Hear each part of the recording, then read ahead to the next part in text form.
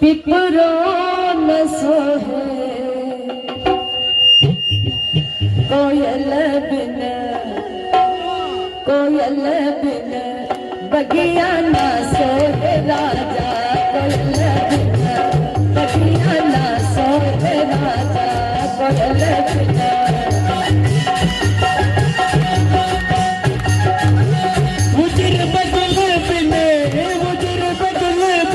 पिपरो न सोहे कोयल बिन बगिया न सोहे राजा कोयल बिन बगिया न सोहे राजा।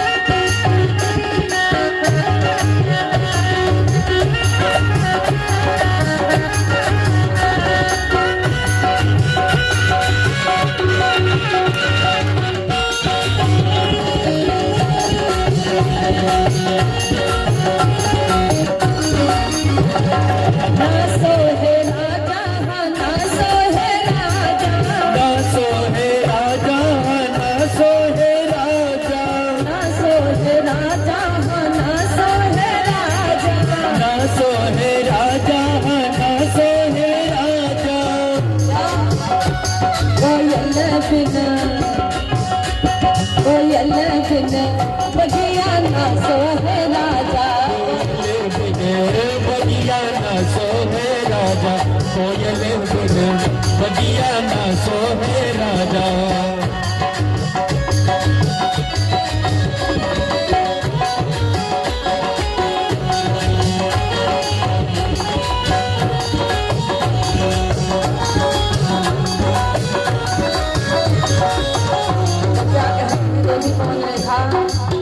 स्वामी जैसे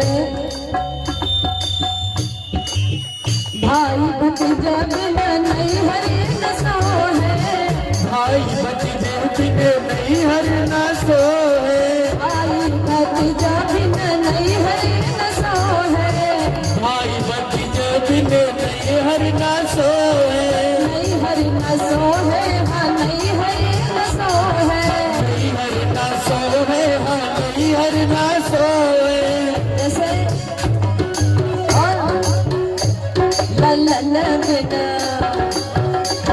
ललन बिन बगिया न सोहे राजा बगिया न सोहे राजा कोयल बिन बगिया न सोहे राजा। उजर बगुल बिन पिपरो न सोहे कोयल बिन बगिया न सोहे राजा कोयल बिन बगिया न सोहे राजा।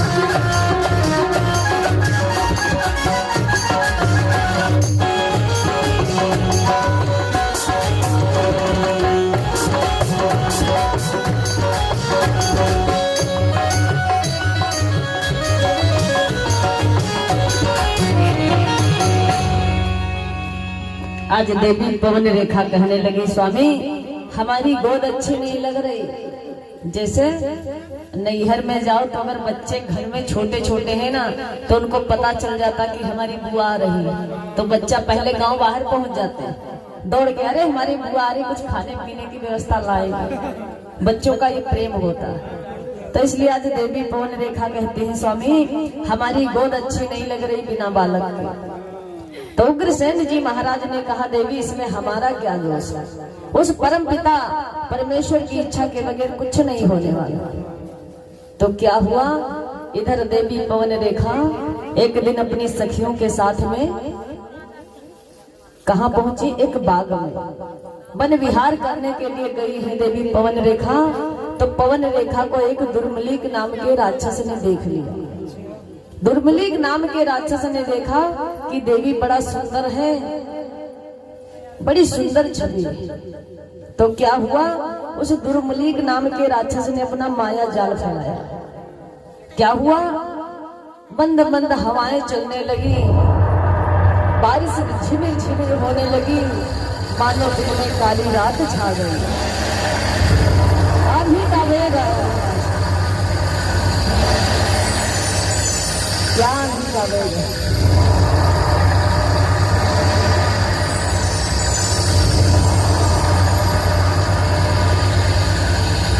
हवाओं का झोंका आया,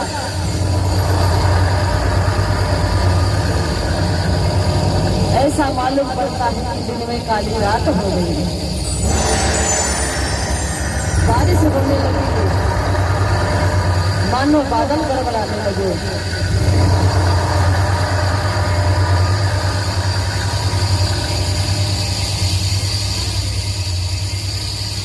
देवी पवन रेखा ने देखा कि बादल चमक रहे हैं, बिजली गड़गड़ा रही है और दिन में काली रात छा गई।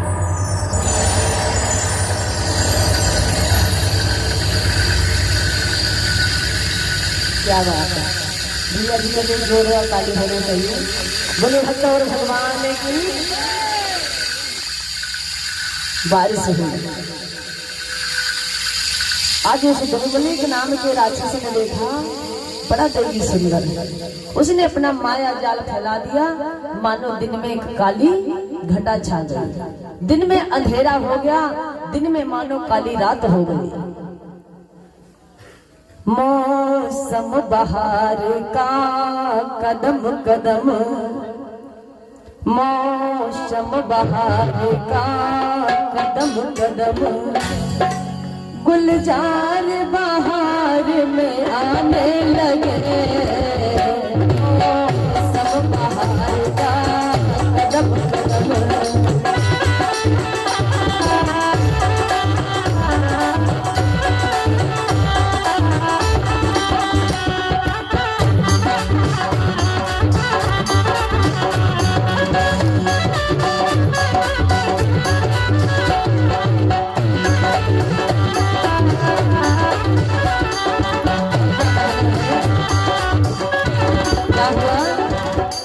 मौसम बहार का कदम कदम, मौसम बहार का कदम कदम, गुलजार बहार में आने लगे। कुर्बान की चाँद छुटा बने, कुर्बान की चाँद छुटा बने, गुल पर अब गुल इतराने लगे। मौसम बहार का कदम कदम,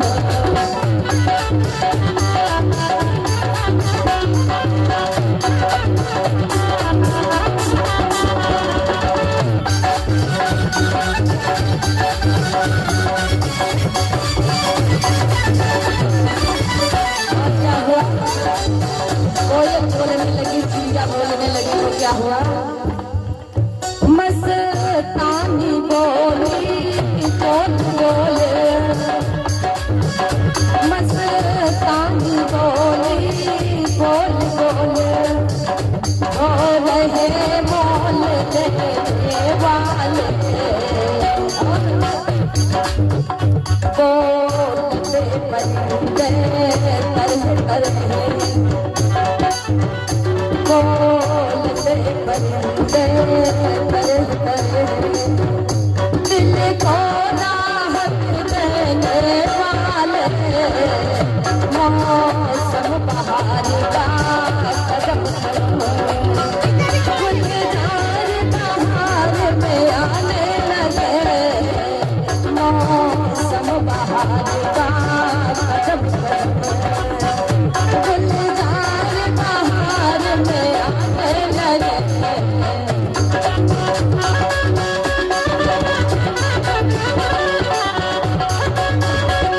हरि बोल।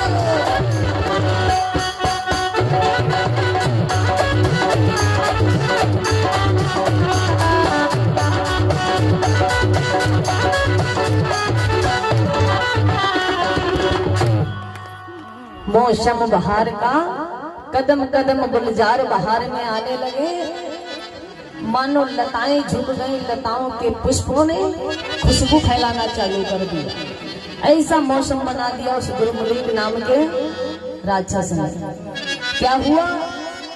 देवी पवन रेखा अपनी सखियों से बिछड़ गई, और सखियों से जब देवी बिछड़ गई तो दुर्मलीक नाम का जो राक्षस था ना, उसने सोचा कि अब मेरा जो प्रयोजन था वो सफल हो जाएगा। तो वो दुर्मलीक नाम के राक्षस ने क्या किया? आज महाराज उग्रसेन जी का भेष बनाया। भेष बना करके देवी पवन रेखा के पास पहुंचा। कहने लगा, अरे वो देवी, तुम इस बाग में अकेली कैसे घूम रही हो? क्या तुम्हारा काम है? और देखो भैया, है वो राक्षस। तो देवी ने देखा, अरे ये तो हमारे पति देवता हैं। तो कहने लगे, स्वामी क्या बताऊं, सखियों के साथ आई थी बाग को टहलने के लिए। तो क्या हुआ? मौसम का प्रभाव होने के कारण बिजली चमकने लगी, बादल गड़गड़ाने लगे, तो मैं सखियों से बिछड़ गई। क्यों? क्योंकि दिन में एक काली रात सी नजर आने लगी। दिन में इतना भयंकर अंधेरा छा गया है। अच्छा हुआ स्वामी कि आप आ गए। तो दुर्मलीक ने क्या किया भैया? आज देवी पवन रेखा को छल दिया, छलने का प्रयास कर रहा है। तो क्या कहता है? वो प्रिय रुदन मत कर, हाजिर है तेरा रखवाला, हाजिर है तेरा रखवाला, तेरे सामने कुछ देते हैं कौन बड़ा हिम्मत वाला।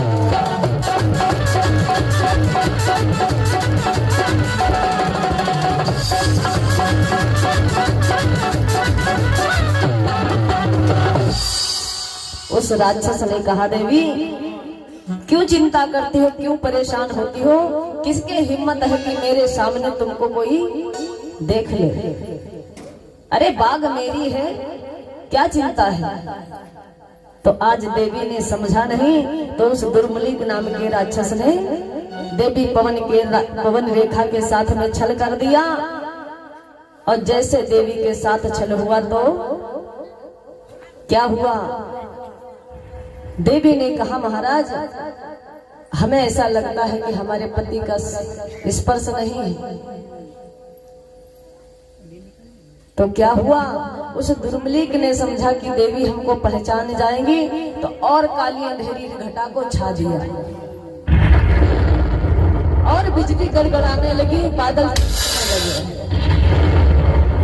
कि कहीं देवी हमको पहचान ना जाए।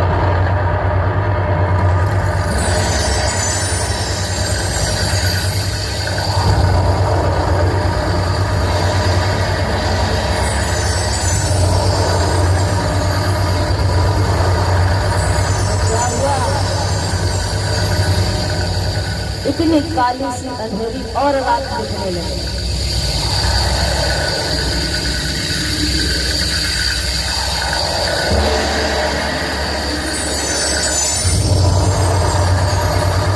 आज देवी पवन रेखा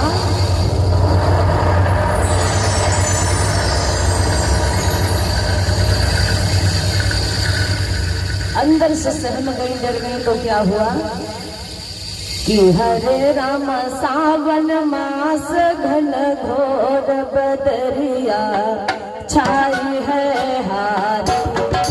हरे राम सावन मास घन घोर बदरिया छाई हो हार। हरे राम सावन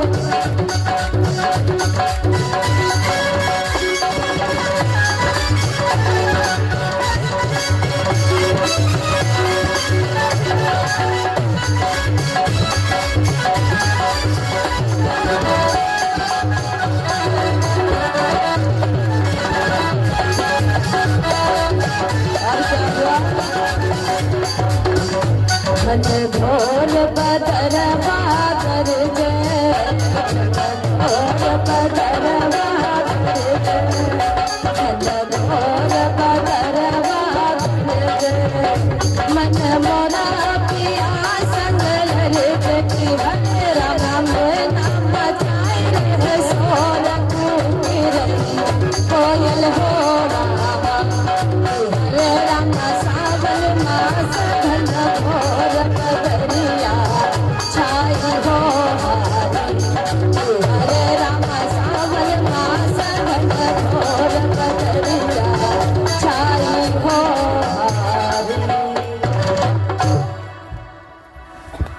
आज देवी पवन रेखा को उस दुर्मलिक नाम के राक्षस ने छल दिया अपना प्रभाव दिखा करके।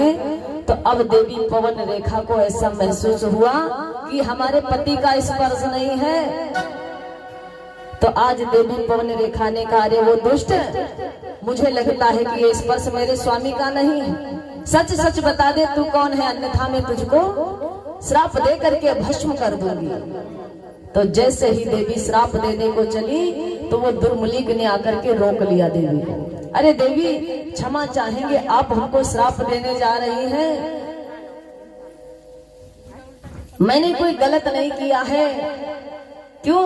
क्योंकि तुम्हारे कोई संतान नहीं थी तो मैंने समझा तुम्हारी गोद भर दी जाए, तो इसलिए देवी मैंने तुम्हारी गोद भर दिया। जाओ, तुम्हारे गर्भ से एक बालक जन्म लेगा। अब वो बालक कोई साधारण बालक नहीं होगा। चिंता मत करो देवी, ऐसा बालक पैदा होगा जिसको देख करके देवता भी ठर्राएंगे। इतना बलशाली होगा जिसके सामने देवता भी नहीं टिक पाएंगे। मेरी समान योद्धा होगा, कोई भी जीत न पाएगा। राजा नल तो मामूली है, वो इंद्र को हरा कर आएगा। क्या बात है, आज राजा नल को भी हरा देगा, ऐसा वो बालक जन्म लेगा। वहां से देवी पवन रेखा चली, अपनी सखियों के पास पहुंची। सखियों से मुलाकात हुई। सखियों ने कहा, बहना तुम मुझसे कहाँ बिछड़ गई? अरे हम तुमको ढूंढती रही और तुम इस बाग में किधर चली गई? तो देवी पवन रेखा ने कहा, क्या बताऊं बहना, आंधी के वेग से मैं तुमसे बिछड़ गई। तो सखियों ने देखा देवी पवन रेखा के चेहरे की चमक।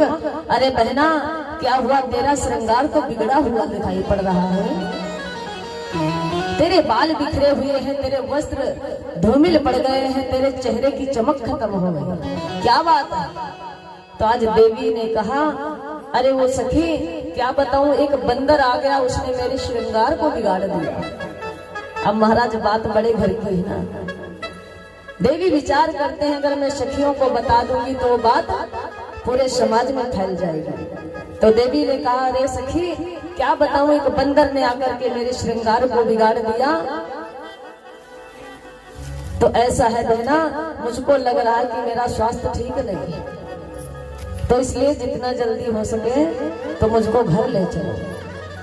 तो आज देवी पवन रेखा को सखियां घर लेकर के आती है और देवी पवन रेखा आकर के महाराज उग्रसेन जी को सारा हाल बताती है उस बाग का, कि महाराज मेरे साथ में छल हुआ, एक राक्षस ने मुझको छल दिया।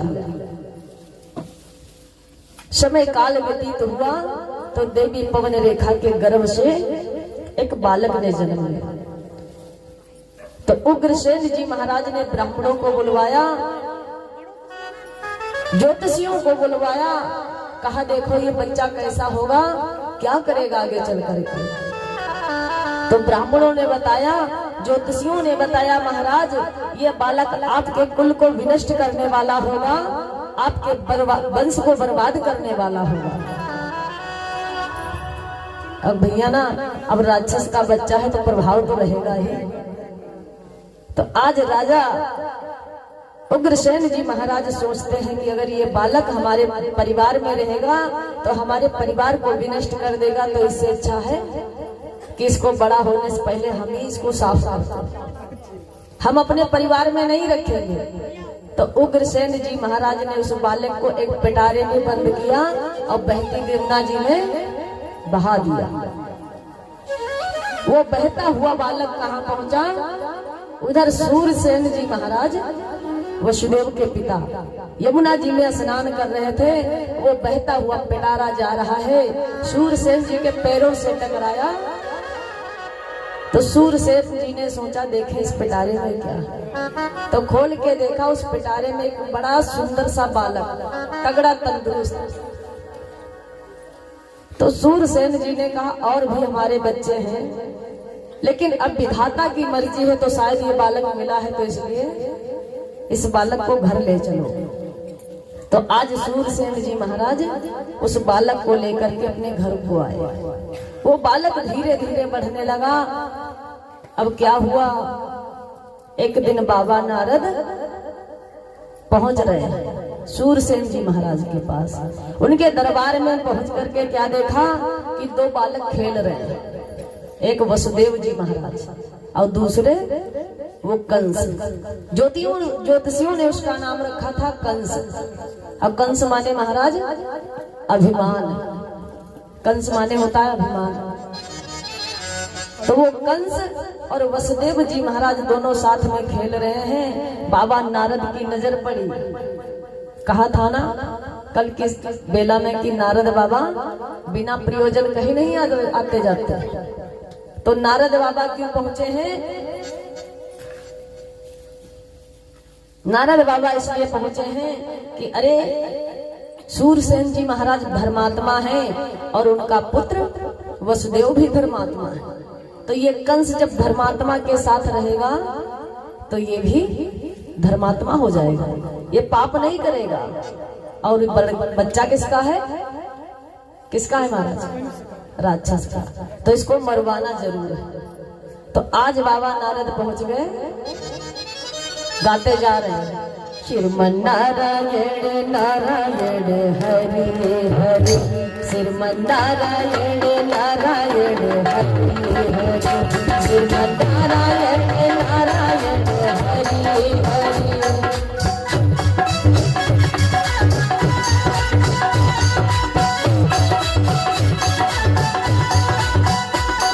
नारायण नारायण हरि हरि, श्रीमन नारायण नारायण हरि हरि। प्रभु की लीला न्यारी न्यारी हरि हरि, प्रभु की लीला न्यारी न्यारी हरि हरि। जय जय नारायण नारायण हरि हरि, श्रीमन नारायण नारायण हरि हरि, श्रीमन नारायण नारायण हरि हरि, श्रीमन नारायण नारायण हरि हरि, श्रीमन नारायण नारायण हरि हरि। बाबा गाते पहुंच गए श्रीमन नारायण नारायण हरि हरि है। तो बाबा की नजर पड़ी, अरे वो कंस तू राक्षस का बेटा है ना, तू अत्याचार करेगा तब प्रभु को अवतार लेना पड़ेगा। तो बाबा ने क्या किया, उस बालक को बुलवाया, कंस को बुलाया। सूरसेन जी महाराज से पूछने लगे, अरे वो महाराज ये बालक कुछ अलग सा दिखता है, क्या बात है? क्योंकि कंस का जब जन्म हुआ था तो पृथ्वी मैया कांपने लगी थी, ठर्राने लगी थी, भूकंप आ गया था कंस के जन्म से। तो इसलिए बाबा सोचते हैं कि अरे वो कंस, जब तेरे जन्म लेने से मैया पृथ्वी कांपने लगी थी और तू बड़ा होकर के पाप करेगा तब क्या होगा। तो इसलिए बाबा कंस ने उस बच्चे को बुलाया, बेटा यहाँ आओ, तुम्हारे माता पिता कौन है? तो बाबा ने सोचा कौन सा प्रयोजन बनाए, कैसे इस बच्चे को बहकाए। तो बाबा ने चुप्पे से उस बच्चे के कान में कह दिया, अरे तुम्हारे पिता ये नहीं है। बोले फिर कौन है? अब वो राक्षस का बच्चा है ना, तो वो ज्यादा सुनने के चक्कर में, कौन है महाराज जिन्होंने यमुना में फेंक दिया था? वसुदेव। वसुदेव वसुदेव के साथ में तो खेल रहा उग्रसेन जी महाराज। कथा समझ के सुनना। हाँ, हमने इसीलिए पूछा कि देखते कौन भक्त मन से कथा सुन रहा है। असली भक्तों से यहाँ से इधर इधर इधर, ये मत सोचना कि हम पूछेंगे नहीं। तो आज बाबा नारद ने बताया उस कंस से, अरे बच्चा तुम्हारे पिता का नाम है उग्रसेन जी महाराज, तुम्हारी माता का नाम है देवी पवन रेखा। तुमको जन्म लेते ही ज्योतिषियों ने बता दिया कि तुम कुल को विनष्ट कर दोगे, इसलिए तुम्हारे बाबा ने यमुना में फेंक दिया था। अब कंस वहां से रात्रि में चुप्पे से उठ के कहाँ चला गया? तपस्या करने के लिए। भगवान भोले बाबा को प्रसन्न किया। भगवान भोले बाबा की तपस्या करने लगा। भोले बाबा की तपस्या कर करके प्रसन्न करके आज वो फिर अपने नगर की तरफ जा रहा है। उग्रसेन जी महाराज की सभा में पहुंचा और धीरे धीरे क्या हुआ, उग्रसेन जी महाराज की देख रेख करने लगा, सेविका का काम करने लगा, सेवा करने लगा उग्रसेन जी महाराज की। अब उग्रसेन जी महाराज नहीं समझ पाए ये बालक वही है जिसको मैंने फेंका था बहती हुई यमुना में। तो उग्रसेन जी महाराज ने विचार किया कितना अच्छा बालक है, कितनी सेवा करता है, और ये नहीं समझ पाए ये काल हमारा तैयार हो रहा है। अब धीरे धीरे कंस बड़ा हुआ तो क्या हुआ, उग्रसेन जी महाराज ने सोचा क्यों ना इसको राजा बना दिया जाए। मेरे तो कोई संतान नहीं है तो मैं इसको राजा बना दूं। और उग्रसेन जी महाराज के भाई का नाम है देवक जी महाराज। देवक जी महाराज के एक कन्या है जिनका नाम है देवकी। तो आज उग्रसेन जी महाराज सोचते हैं हमारे कोई संतान नहीं है तो क्यों ना अपने भाई की लड़की का विवाह मैं कर दूं। उसके बाद इस बच्चे को राजा बना दिया कंस को। तो क्या हुआ, तो कंस ने सुना कि, और कंस भैया बहुत प्रेम करता था देवकी से, अत्यधिक प्रेम करता था, देवकी के साथ में खेलता, देवकी के साथ उठता बैठता। तो आज वो कंस अपने मंत्री चारूण को बुलाया। चारूण से कहा, रे वो चारूण, मैं चाहता हूं कि मेरी चचेरी बहन देवकी है तो देवकी का विवाह कर दिया जाए, क्योंकि मैं देवकी को प्राणों से भी अधिक प्रेम करता हूं। तो चारूण ने कहा, महाराज तुम्हारी बुद्धि मारी गई, अरे ब्याह करना है तो पहले अपना ब्याह करो, तुम तो विवाह के योग्य हो गए। तो कंस को बहका दिया चारूण ने। और कहते हैं भैया ना कि संगति का फल बहुत बड़ा होता है, संगति का प्रभाव बहुत बड़ा होता है। तो आज चारूण जैसा मंत्री वैसा राजा। तो कहते हैं कि बकरियों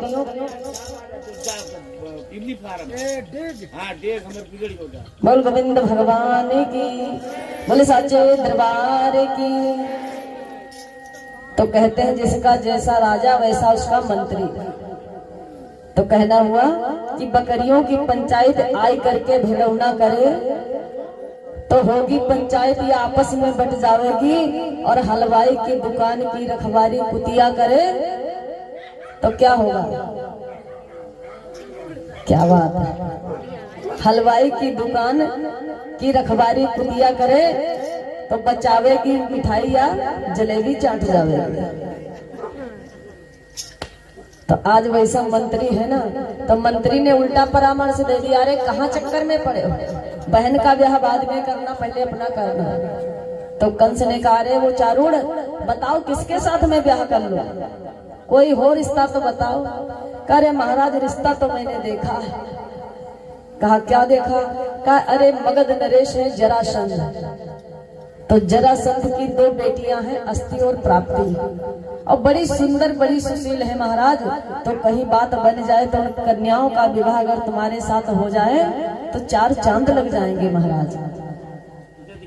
तो कंस ने कहा चारूण से कि सेना तैयार की जाए। सेना तैयार करके आज वो कंस कहाँ पहुंचा, मगध नरेश के पास। मगध नरेश के पास पहुंचा, जरासंध ने देखा, अरे मथुरा के रहने वाले राजा का जो सेवक है वो आया है। तो वो कहने लगा, अरे हमारे बाबा, अपना परिचय दे रहा है कि हम उग्रसेन जी के बेटे हैं। ऐसा है कि हमने सुना है कि आपके घर में 2 बेटियां हैं, तो क्यों ना बेटियों का रिश्ता मेरे साथ कर दिया जाए। महाराज मैं हर प्रकार से अपने हर बल में तैयार हूं। अब कहते भैया अपने मुख तुम अपनी करनी, भांति अनेक बहुबरनी। अपने हाथ जितनी भी तारीफ कर लो सब व्यर्थ। जब सामने वाला हमारी तारीफ करे तो समझो हम ठीक है। अब हम नेपाल में कथा कहने वाले हैं, कहने आए हैं। अब हम सोचे नहीं हम अच्छी कथा कह रहे हैं, अब भक्तों को अच्छी ना लगे तो बेकार। और हम गए कथा अच्छी नहीं कह पाते, भक्त गए बड़ी अच्छी कथा, तब हम ठीक है ना। तो बोलिए गोविंद भगवान की।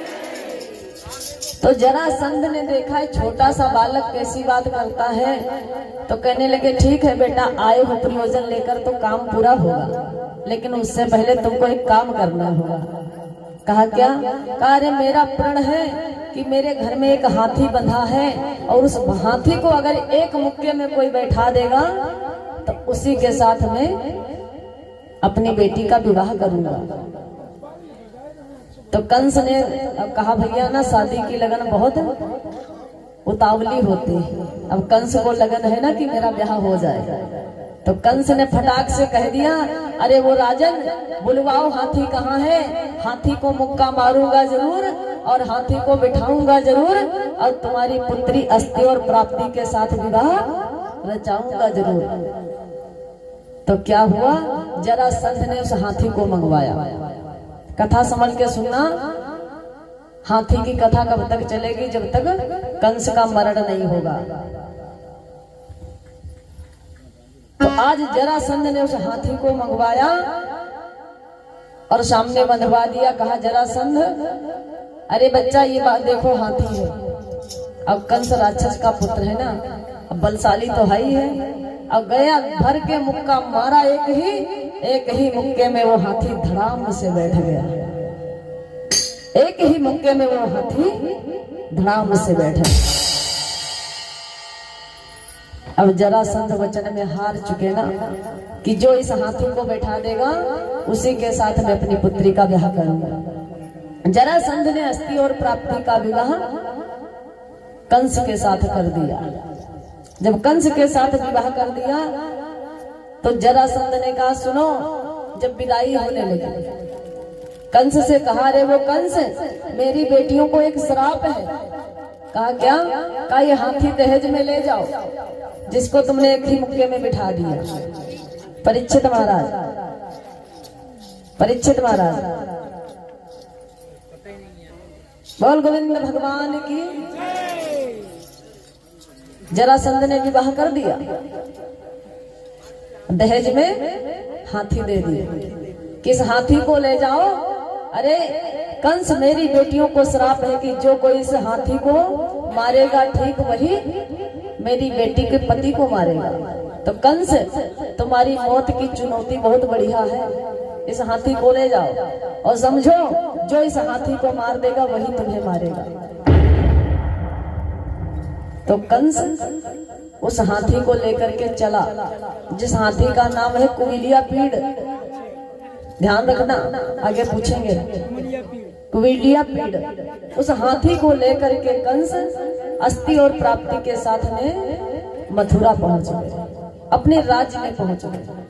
आज कंस अस्थि और प्राप्ति के साथ में बड़ा आनंद चित्त में अपने घर में निवास कर रहा है, बड़ा आनंद के साथ में। तो क्या हुआ, फिर उसने देखा कि देवकी विवाह के योग्य हो गई, क्यों ना देवकी का विवाह कर दिया जाए। तो कंस ने फिर चारूड़ को बुलवाया। अरे चारूड़, मैं चाहता हूं कि मेरी बहन का विवाह हो जाए, तो बताओ मेरी बहन के योग्य कोई वर है? तो चारूड़ ने बताया महाराज एक वर मैंने देखा, लेकिन उसमें एक कमी है। तो कंस ने पूछा वो कमी कौन सी? अरे महाराज उसके 6 विवाह इससे पहले हो चुके, 6 विवाह पहले हो चुके। अगर तुम्हारी इच्छा है तो अपनी बहन का ब्याह कर दो, लेकिन लड़का बड़ा सुशील। तो कंस ने पूछा वो कौन है? अरे सूरसेन का बेटा उग्रसेन, सूरसेन का बेटा वसुदेव, बड़ा सुंदर सुशील लड़का है। वसुदेव के साथ मेरी इच्छा कहती है कि देवकी का विवाह कर दिया जाए। अब कंस को याद आई ना बचपन की कि मैं तो वही पल रहा, तो उसने कहा वहां विवाह करना मेरी बहन का अति उत्तम रहेगा। तो देवक जी महाराज कंस मिलकर के आज पहुंच गए सूरसेन के पास। विवाह की बात हुई, विवाह तैयार हुआ और देवकी का विवाह होने लगा।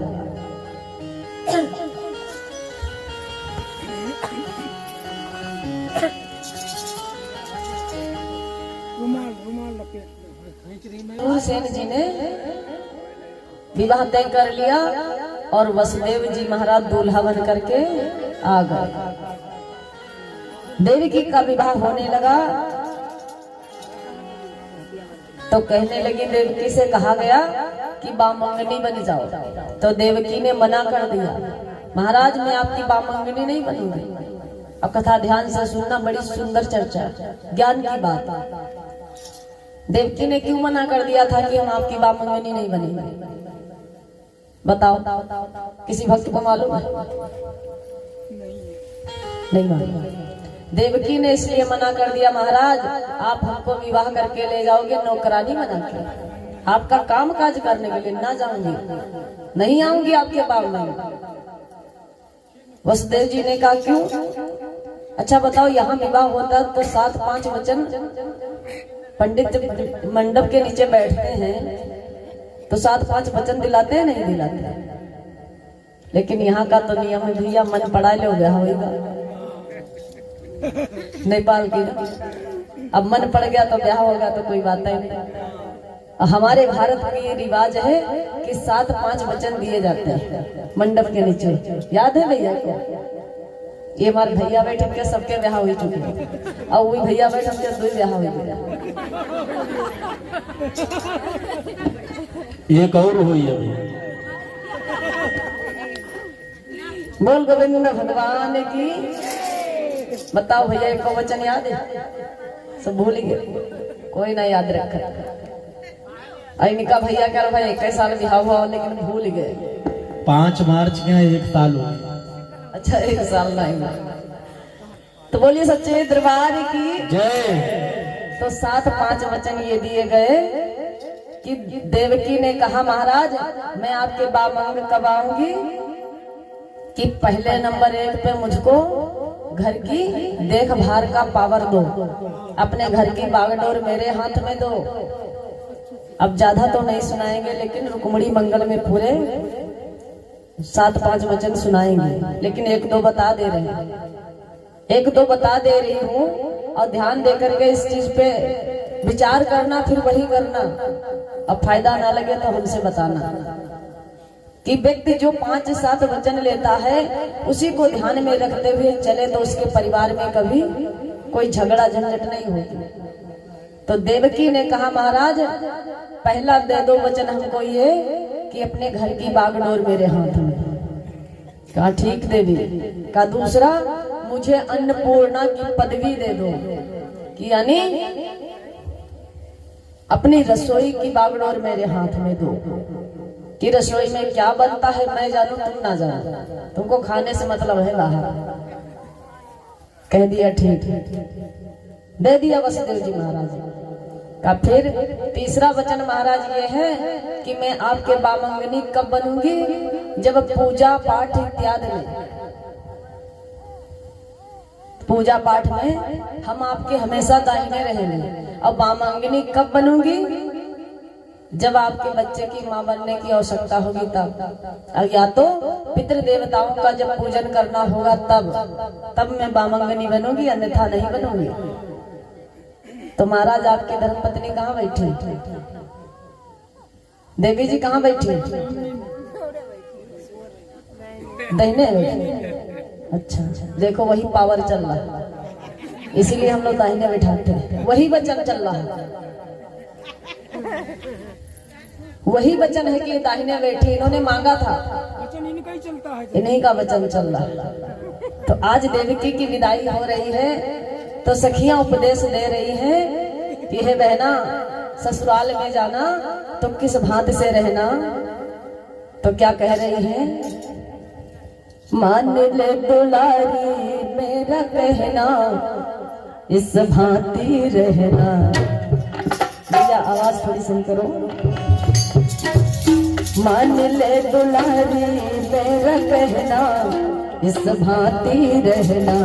जाके ससुराल में मान ले तुम्हारी मेरा कहना संभालती रहना जाके ससुराल में।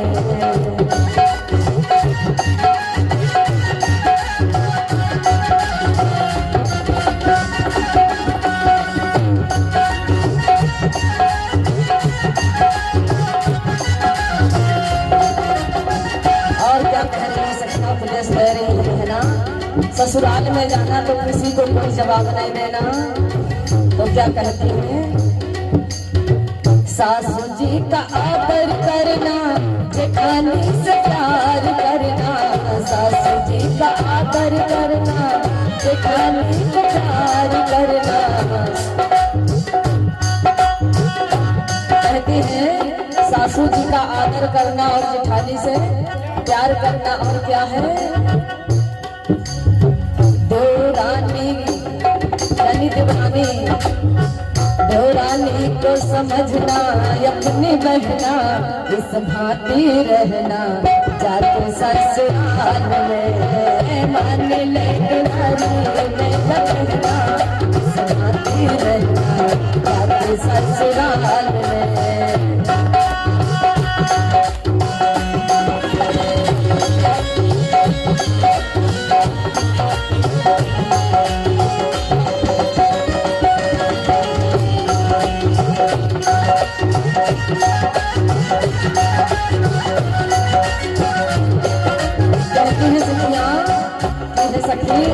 ससुराल में जाना तो क्या है, सासू जी का आदर करना, जेठानी का प्यार करना, सासू जी का आदर करना, जेठानी का प्यार करना।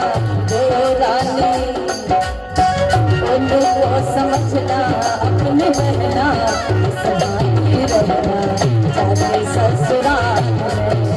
मान ले तुम्हारी मेरा कहना समाती रहना जाके ससुराल में।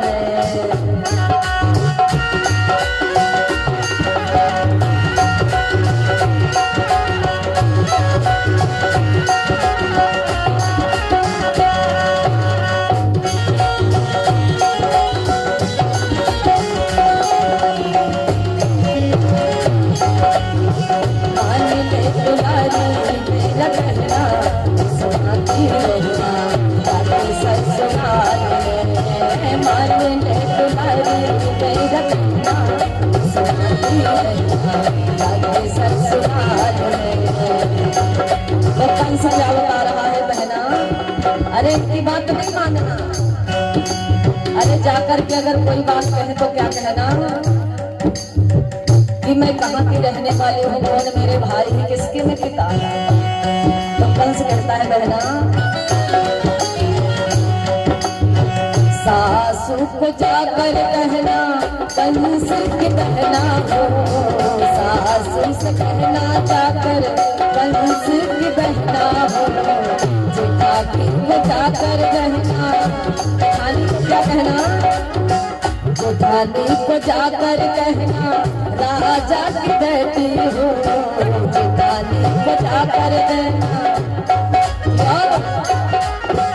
नंदी, नंदी को क्या समझना, नंदी को कहना अपनी दासी, समाती रहना जाके ससुराल में। मान ले तुम्हारी मेरा कहना समाती रहना जाके ससुराल में। मान ले तुम्हारी मेरा कहना समाती रहना जाके ससुराल में।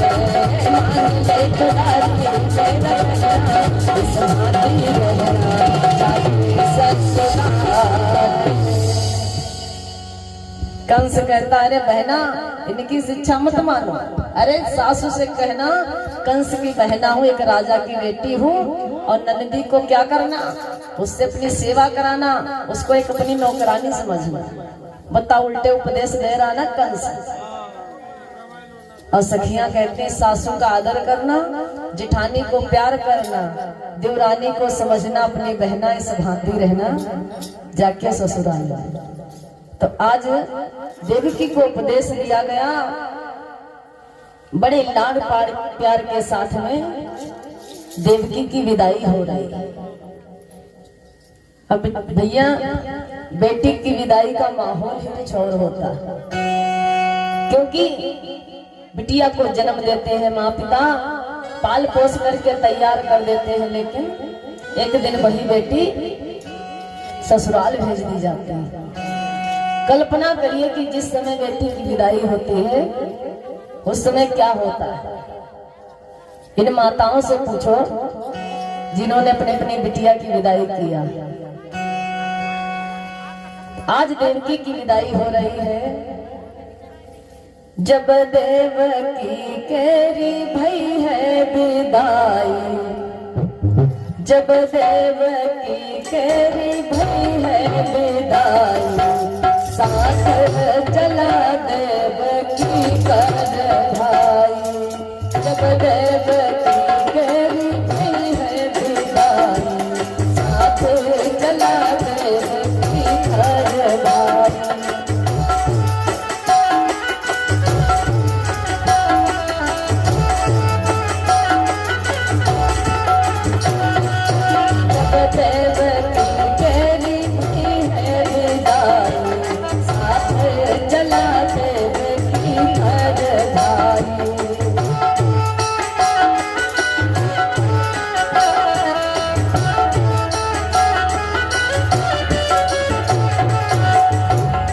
और क्या हो रहा है, आगे आगे चले कंस राजा, पीछे से बस भुआल हो। आगे आगे चले कंस राजा, पीछे से बस भुआल हो। जब देवकी केरी भई है विदाई, साथ चला देवकी कर भाई। जब देवकी केरी भई है विदाई, साथ चला देवकी कर। आज देवकी की विदाई हो रही है तो कंस राजा ने कहा, अरे मेरी इतनी प्यारी बहना है और बहना को विदा करने के लिए मैं स्वयं जाऊंगा। तो आज कंस ने अपना रथ तैयार करवाया और आगे आगे चल दिया। पीछे से वसुदेव जी महाराज का रथ जा रहा है। ये दोनों रथ एक घने जंगल में पहुंचे। क्या हुआ भैया, बहुत तेजी से धमाका हुआ, आवाज आई। दोनों रथ एक जंगल में पहुंचे तो धमाका हुआ, आवाज आई।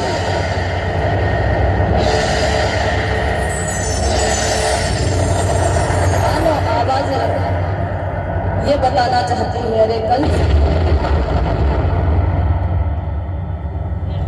उस आवाज ने क्या बताया, रे कंस कंस मत फूल बहुत, ये फूल फूल फुलाएगा, ये फूल फूल